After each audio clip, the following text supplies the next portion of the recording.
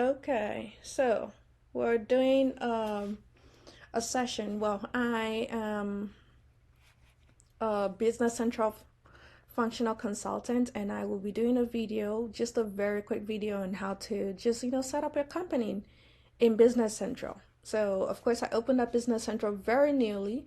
Now, the next thing is saying, set up your company, set up a company. So, I'm going to click next. Excuse me. Okay, and then I'm going to turn on this toggle right here, and then I'm going to click Get Started.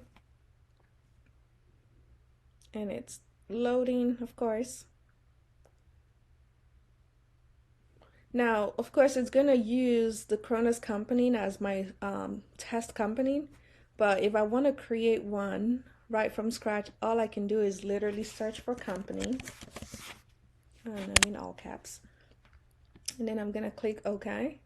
And of course, if I want to create a new company, I can click on this little drop down here, and then it says you want to use this option. You can actually use either of this too, but I'm gonna go with this option, create new company, and I'm gonna click next, and then I'm gonna call this live company. You could call it whatever it needs to be. You can put, if it's, I don't know, for example, Amazon, you can put Amazon Live, or I don't know, Wells Fargo, you could put Wells Fargo, live. This is just a complete example. And then, of course, where it says select data and setup to get started, of course, if it's a new company, you always want to choose create new no data. Okay.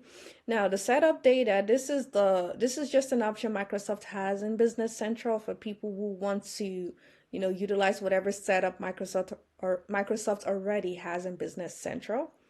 Okay, so that means that would include like your bank account, no, sorry, customer posting group, vendor posting group, maybe even like the number series already, filled out on the number series table and so on. And then of course you have the evaluation option where it will literally have sample data in there. So of course you don't want to have that. So you of course want to always click, create new data. But in this case, since I'm doing a setup, I don't want to have to create a setup.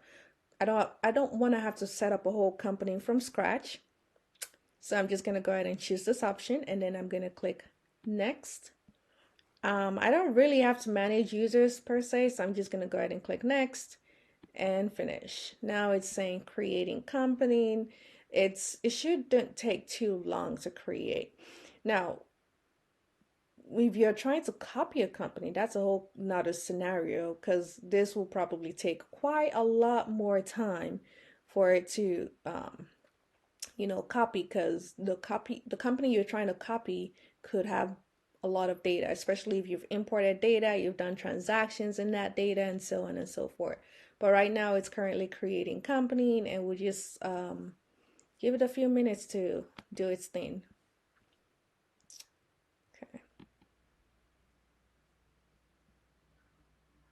Okay, I'm just giving this a few minutes. Okay.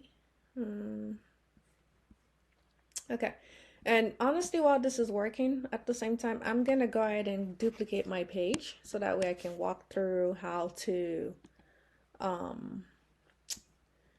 show you how you can create, other environments. Because one thing about Business Central is when you have a tenant with Microsoft, of course, looks like it's busy still creating.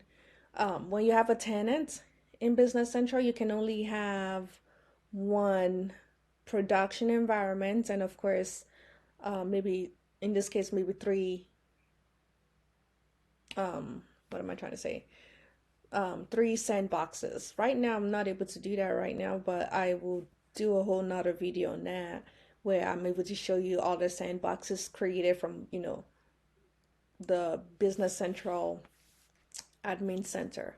But as we can see, the fact that I duplicated my page, I can see that this is already, it's already done the company completely. And I can tell that because it's literally showing up here. So let me go back to the other tab. Okay, awesome. So now it's a list showing up here. And of course, I would have to refresh my page in this tab just so that way the third company is reflected. And then, yeah, that's it.